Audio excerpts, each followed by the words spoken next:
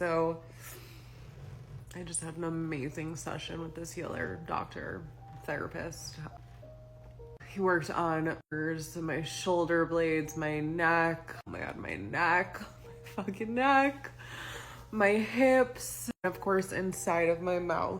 I cried just about the whole time. No, I wasn't crying because I was in pain, though there was a little pain, but I can handle that. I've dealt with a lot worse and I could breathe through it. It was the emotions releasing. So I just had these tears streaming the entire time. And then I got in the car. I had to drive 30 minutes, you know, you're on high alert in the car. So I was like, okay, I'm cool. Like, maybe I'll just like go about my day. I thought I was going to need a process. I didn't process. As soon as I sat down on the couch with my pup, tears. It was really cool. He asked me one question. Well, he asked me many questions. But one of the questions he asked me was if something happened to me from when I was 4 years old up until like 11 or 12. And he was like, did you fall? Did you bang your head? Because usually like I have misalignment in my neck and the way that it's tilted. And he was like, this is usually caused by something like that.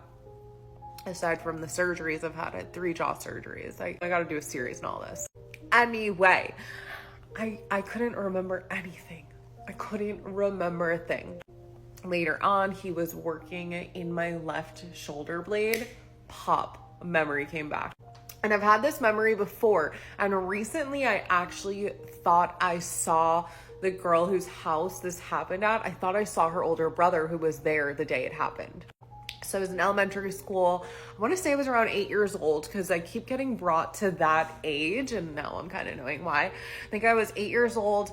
I was going to this girl's house after school, Jocelyn, and I was on the bus. The bus stopped short and I went head first into the front of the bus where the tire was, hit my head where the tire bump on the bus was because there weren't seatbelts on buses.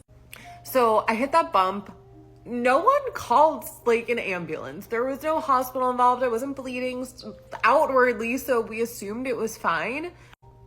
I went to Jocelyn's house. She had 3 older brothers, and one of them, I guess, when I think he was already a doctor, and I thought I saw him recently. When I was driving home, I was like, why? What is his name? And the name came to me. It was Russell. Anyway, so that memory came back of having my head hit. And now a few days ago, I was in yoga and we were getting ready to lay down in Shavasana. We'd just come out of a deep meditation.